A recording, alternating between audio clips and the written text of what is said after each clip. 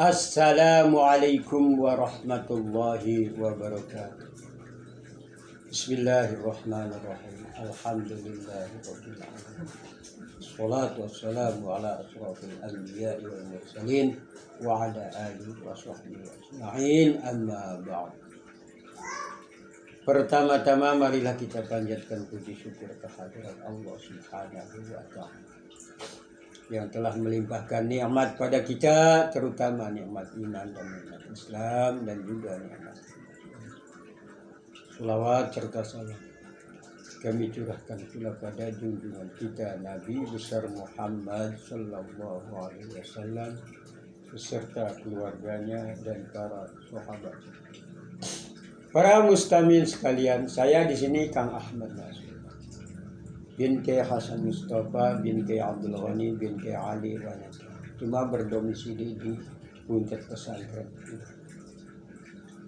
Nah, kali ini saya akan menyampaikan ceramah yang judulnya yaitu berjamaah. Nah, berjamaah itu bermacam-macam. Ya, ada yang makan bersama yaitu berjamaah, namanya makan berjamaah. Yang buper itu ya buka bersama yaitu buka berjamaah. Tapi ada yang ironisnya yang sebenarnya tidak diucapkan tapi dulu sih sering diucapkan oleh orang-orang awam, itu ada korupsi berjamaah waktu zamannya Orde Baru itu. Jangan sebenarnya sih ngomong begitu tuh, suul adab. Jangan. Ya kalau makan bersama disebutnya makan berjamaah sih itu sih ya boleh, tapi kalau korupsi berjamaah ya jangan. Suul adab namanya itu, pembicaraan yang jelek. Itu sering sekali orang pada ngomong.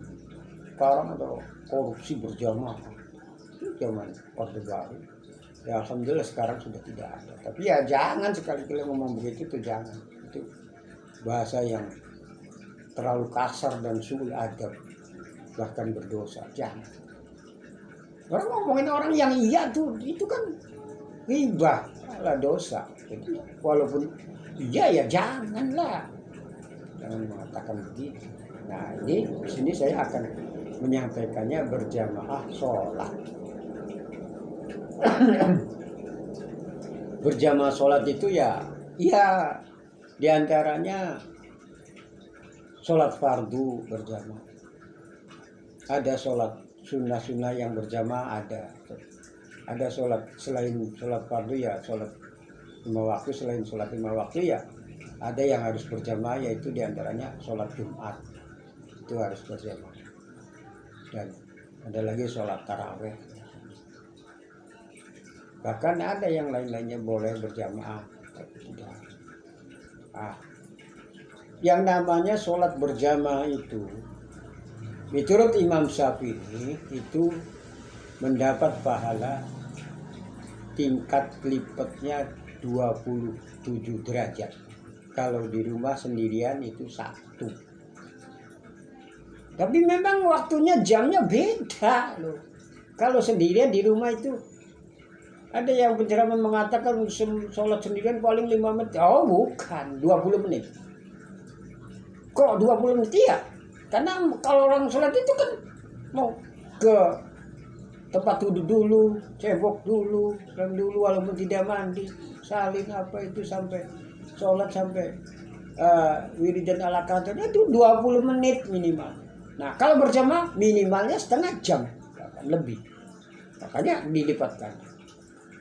Nah begitu juga para imam-imam lain malah menghukuminya wajib berjamaah itu. Tapi kita kalau untuk Imam Syafi'i yaitu fardu kifayah. Kalau satu kampung tidak ada yang berjamaah ya berdosa semua. Nah ini perlu saya ingatkan, mumpung saya ingat nih ya. Ini kehebatannya berjamaah, terutama yang paling hebat adalah berjamaah subuh. Ini diketahui oleh orang Yahudi. Orang Yahudi tahu bahwa ada orang Islam, ada kehebatannya orang Islam itu sholat berjamaah subuh. Makanya orang Yahudi dulu ada yang mengatakan, berkomentar begini, saya tidak takut sama orang Islam, saya baru akan takut sama orang Islam kalau orang Islam itu berjamaah subuhnya sama seperti sholat Jumat. Ya Allah, bisa begitu? Iya. Kok bisa begitu? Iya. Itu bisa, orang Yahudi bisa mengatakan begitu karena itu suatu andalan, suatu kehebatan, keistimewaan. Artinya ya orang kalau sudah bisa berjamaah subuh ya imannya ya beda dengan sholat Jumat. Sholat Jumat sih ya memang bagus, tapi kalau dibandingkan kehebatan berjamaah, yang paling hebat nomor satu adalah berjamaah sholat subuh. Sampai-sampai orang Yahudi berkata begitu. Nah, selanjutnya yang namanya berjamaah itu, ini saya ngomong berjamaah ya sekaligus imam ya sekaligus makmum. Yang namanya berjamaah itu imannya selalu, orang yang selalu berjamaah itu imannya semakin meningkat sedikit-sedikit. Walaupun orang itu bodoh. Artinya bodoh tuh bukan kiai, bukan ustad, tapi imannya tuh selalu meningkat terus. Orang berjamaah ada. Nah, sampai-sampai nih, mumpung saya ingat, sampai-sampai ada orang yang bukan ada, sebenarnya banyak, tapi yang dia terucap hanya saya dengar satu. Itu bisa mengetahui, memahami sekitar sekampungnya itu bahwa oh dia itu munafik, oh dia itu orang jelek, oh dia itu orang munafik. Itu sampai bisa mengetahui begitu hebatnya. Bisa paham sama dia munafik, dia bukan dia sama. Itu ada yang nanya bahwa itu orang apa? Munafik. Nah, kali lalu. Itu orangnya bukan ustadz, bukan kiai, tapi karena lama berjamaah. Nah, ini akan perlu saya sampaikan lagi, mumpung ingat bahwa di kota ada, ya namanya kabupaten tapi adanya di kota. Itu kota Cirebon, ada masjid namanya Nurul Iman. Itu kalau sore lebaran, bisa asar, nanti malam lebaran, itu ada amplop segini, ya, banyak. Saya tanya, saya pernah tahu sendiri. Saya tanya, itu amplop buat apa? Banyak banget. Ini buat makmum yang sholat berjamaah aktif, yang berjamaah setiap waktu aktif, malah dikasih jadi pahala akhiratnya, pahala dunianya itu. Nah, diantaranya yang saya perlu sampaikan lagi, yang namanya sholat berjamaah itu masih banyak yang jadi makmum. Ya kalau jadi imam sih ya kadang ngerti bahwa saya sudah mampu jadi imam atau bukan atau tidak, itu dari dirinya ngerti lah kalau imam. Tapi makmum ini banyak yang masih ada yang belum mengerti caranya jadi makmum. Begini, yang di belakang imam itu ada 3 orang.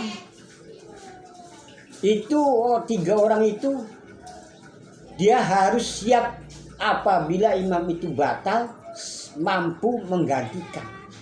Kalau atau bukan menggantikan, meneruskan. Namanya tekan. Alhamdulillahirabbil alamin. Kentut lalu minggir. Yang di belakang, yang di antara yang 3 itu langsung ke depan. Ar-Rahmanir Rahim, Malik, diteruskan. Bukan menggantikan tapi meneruskan. Nah, yang 3-3-nya itu kalau yang rasanya, yang di belakang yang 3 itu kalau rasanya dirinya tidak sanggup, tidak mampu itu ada yang mentalnya, kadang orang tuh tidak sanggup itu jangan di belakang imam. Ketika itu kalau berjamaahnya banyak, kecuali berjamaah cuma 3 atau 4 ya bagaimana lagi. Memang kejadian begitu cuma sekedar pernah ada dan hukumnya ada, tapi ya tidak terjadi setahun sekali atau 5 tahun sekali, jarang sekali. Cuma namanya hukum fikih, hukum ya saya sampaikan. Jadi kalau makmum itu banyak, yaitu diutamakan yang di belakang imam itu orang yang mampu sanggup meneruskan apabila imam itu batal. Lalu bukan menggantikan, meneruskan. Nah, itulah ya. Terus begini lagi, masih ada orang yang salah paham dulu. Ya dulu ya sekarang. Jadi ada orang mau berjamaah gitu, lalu imam yang terbiasanya itu tidak hadir-hadir. Bahkan ya sampai tidak hadir. Tahu ada halangan apa lah. Nah, di situ orang-orang itu menunjuk salah seorang ustadz. Itu saja. Dia merasa dirinya mampu, bacaannya mampu apa ya mau. Tapi mau itu menengok ke belakang sebelum masuk ke di tempat pengimaman masuk lapan, ada 2 orang yang pulang. 2 orang yang pulang. Nah, ini artinya karena dia tidak cocok, tidak setuju sama imam itu, pulang. Nah, dia jadi imamnya cerita sama saya nih, cerita begitu. Saya jawab, sebenarnya itu jangan pulang. Lalu ya mufarokoh, menyendiri. Jadi makmum itu kalau tidak senang, tidak cocok sama, tidak suka, tidak cocok sama imam itu boleh. Tapi bukan pulang, tapi mufarokoh. Saya ambil contoh. Dulu Imam Syafi'i jadi imam. Adiknya di belakang jadi makmum. Dan banyaklah. Suatu ketika dikala makmum itu dia adiknya itu mufarokoh, menyendiri, artinya jadi kelihatannya walaupun geraknya ngikutin tapi agak beda itu di kanan kirinya ketahuan bahwa ini adiknya Imam Syafi'i kok mufarokoh. Ya, selesai diprotes sama yang tadi kenapa Anda kok mufarokoh makmum sama Imam Syafi'i? Ya bagaimana saya tidak mufarokoh, saya melihat kakak saya Imam Syafi'i itu kelihatannya sebadan kojur itu darah belum getih darah. Ya masa nggak mufarokoh? Ya mufarokoh bukan pulang. Jangan pulang, bukan pulang. Mufarokoh. Kalau orang yang tidak cocok sama imam itu bukan pulang tapi mufarokoh. Karena yang pulang itu berarti dia awam, bodoh, tidak ngerti, tidak ngaji. Makanya ngaji, coba kerja ngaji yang namanya sulam munajat gitu. Supaya jangan sampai begitu. Itu yang jadi imamnya cerita sama saya. Orang itu bodoh, nggak ngerti. Mufarokoh.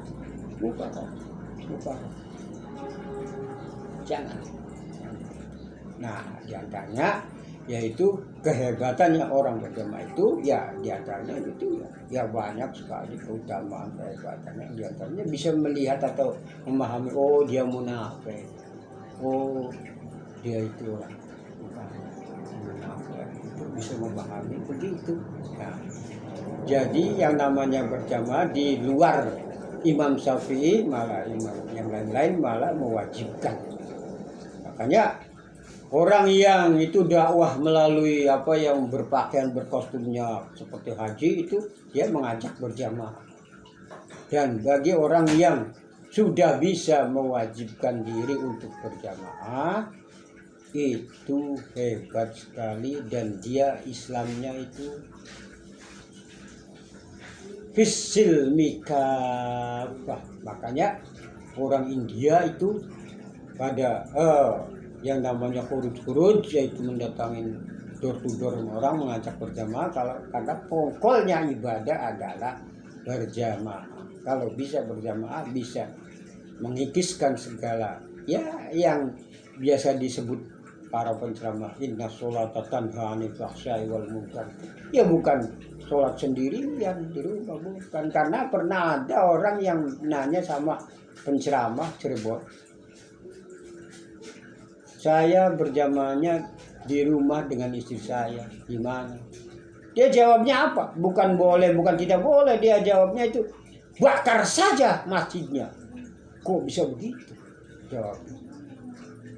Nah, itu orang India itu yang waktu dulu semuanya 800 juta, tapi yang Islamnya cuma 200 juta, tapi dia memfokuskan semuanya itu mengutamakan, mewajibkan berjamaah. Makanya Islamnya itu kalau orang selain Indonesia sih, kalau Islam ya fisil mikafah. Kalau Islam ya betul-betul keseluruhannya, karena dia punya bibit, punya pokok yaitu berjamaah. Nah, itulah diantaranya kehebatan berjamaah itu. Jadi ya ada berjamaah yang paling hebat, yaitu diantaranya berjamaah subuh dan berjamaah. Nah, inilah diantaranya kehebatan berjamaah, keutamaan berjamaah itu masih banyak, tapi saya bisa menyampaikannya cuma dari di sini saja karena terbatasnya waktu. Wabillahi taufiq wal hidayah.